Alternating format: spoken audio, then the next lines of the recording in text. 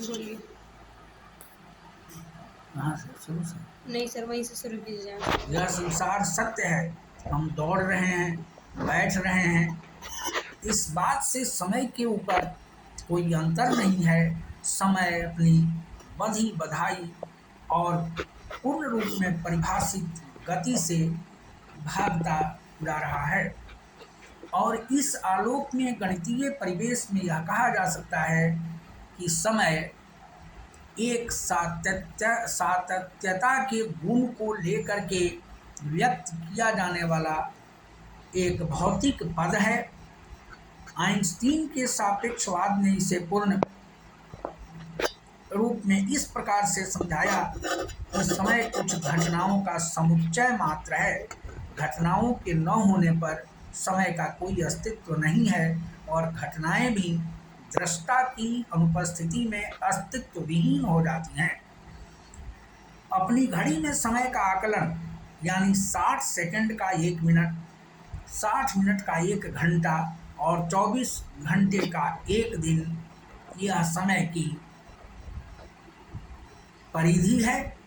यह सूर्य की परिक्रमा लगा रही धरती के अपने कक्षा में एक बार घूमने में लगा समय है, परंतु मंगल, शुक्र अथवा चंद्रमा के लिए यह समान नहीं होता। यहाँ दिन और रात 24 घंटों के नहीं होते, यानी वहाँ के मापदंडों का निर्धारण अलग होता है। आइंस्टीन के अनुसार समय इसी तरह की घटनाओं के ऊपर आश्रित है। सोते हुए व्यक्ति के लिए बाहरी संसार में भले ही 10 मिनट लगे हों, लेकिन वह जो स्वप्न देख रहा था उसमें 10 वर्षों की घटनाएं एक साथ घटित होती हैं। उस समय के लिए उसके लिए यही कहना सही होगा कि 10 मिनट बीत गए अथवा 10 वर्ष बीत गए। प्रत्येक जीव जंतु की बोध शक्ति अलग अलग होने के कारण समय भी सिमटता या फैलता हुआ दिखाई देता है। सापेक्षता के सिद्धांत के अनुसार समय की चाल घटनाओं बोध शक्ति के अतिरिक्त गति पर भी आश्रित होता है। इस नियम के अनुसार गति का समय पर ही नहीं, जगह के ऊपर भी असर होता है। उसके अनुसार गति जितनी अधिक होगी, समय की चाल उतनी ही घटती जाएगी। यानी विथ वेलोसिटी टाइम ऑल्सो कंट्रैक्ट्स। जैसे यदि कोई व्यक्ति प्रकाश की गति वाले अंतरिक्ष यान पर बैठकर 9 प्रकाश वर्ष दूर किसी अन्य ग्रह पर चला जाए, तो इस बीच उसमें बैठे व्यक्ति के लिए समय की चाल 1/70,000 हो जाएगी। वह व्यक्ति उतनी दूर तारे पर जाकर तुरंत लौट आवे तो इस यात्रा में उसे 18 वर्षों के समय लगेंगे, लेकिन उस यान में बैठे व्यक्ति के लिए वह समय 18 वर्ष का 70,000वां भाग यानी 2.25 घंटे ही होगा। यह नहीं कि पृथ्वी पर 2.25 घंटे बीते, यहाँ तो 18 वर्षों का ही समय व्यतीत हुआ होगा। यहाँ पर वह जिन बच्चों को 1-2 वर्षों का होता हुआ छोड़कर चला गया था, वह 19 वर्षों या 20 वर्षों के हो गए होंगे जब वह लौटेगा और उसकी उम्र 2.25 घंटे ही बीती होगी। यही आइंस्टीन का समय का विरोधाभास यानी क्लॉक पैराडॉक्स है। इसके जो समीकरण आइंस्टीन ने प्रस्तुत किए, उसके आधार पर अमेरिका के भौतिकविद जोसेफ हक्सले और खगोल वैज्ञानिक रिचर्ड कीटिंग ने 1971 में 2 बार प्रयोग किए। उन्होंने अपने साथ परमाणु घड़ियां ली, जिनमें 1 सेकंड के अरबवें भाग का आकलन हो सकता है। इसे लेकर सर्वाधिक तेज चलने वाले यान से पृथ्वी की परिक्रमा लगाई गई।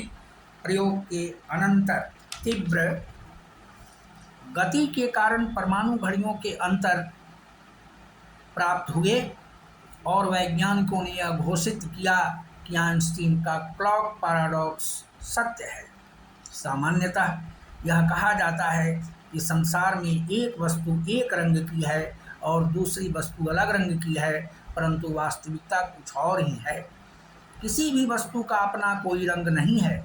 जिस विशेष रंग की किरणों को वह पदार्थ अवशोषित नहीं कर उसे वापस कर देता है, और जब आँखों के ज्ञान तंतु ऐसे वस्तुओं की इन घटनाओं से टकराती हैं तो वह पदार्थ उसी रंग का दिखाई देता है।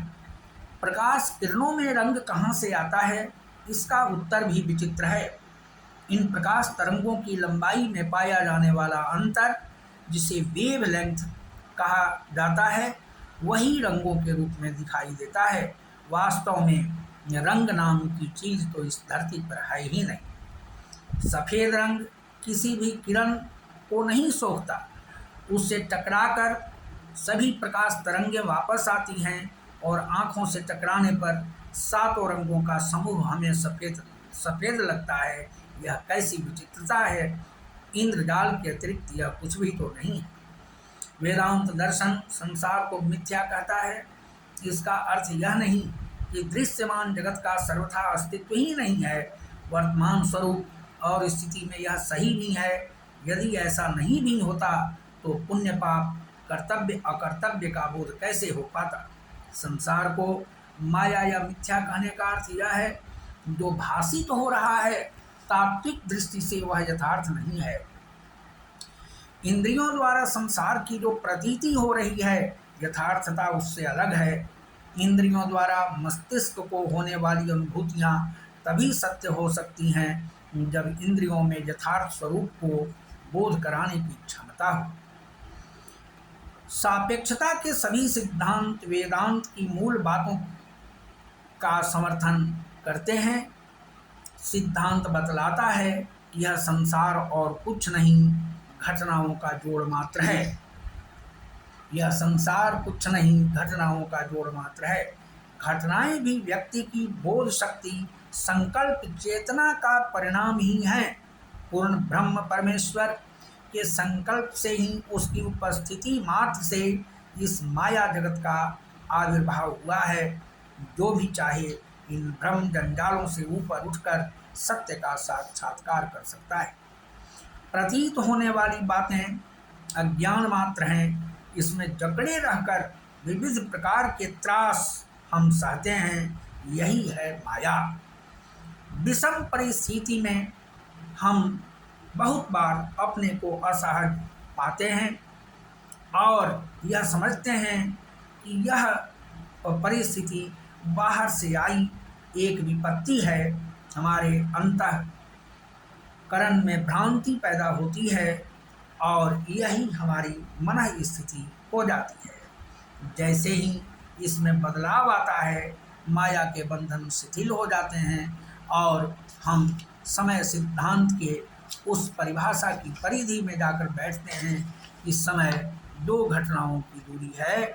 दो घटनाओं की दूरी यदि सकारात्मक है तो हमारा विभ्रम जाल टूटता है, हमें कुछ कुछ सत्य का आभास होता है। और यदि परिणाम नकारात्मक हैं, इसका अर्थ यह हुआ कि हमारे आसपास फैले हुए घटनाओं का ताना बुना इतना सशक्त है कि इससे निकल पाने में अभी हमको काफ़ी समय लगेंगे और यह बढ़ता हुआ समय होगा और समय की यह दूरी बहुत लंबी दिखाई देगी। अतः आइंस्टीन का क्लॉक पैराडॉक्स हर समय हर स्थिति में और विज्ञान के किसी भी इकाई में पूर्ण सत्यता को लिए हमारे समक्ष आता है। इस एपिसोड में इतना ही।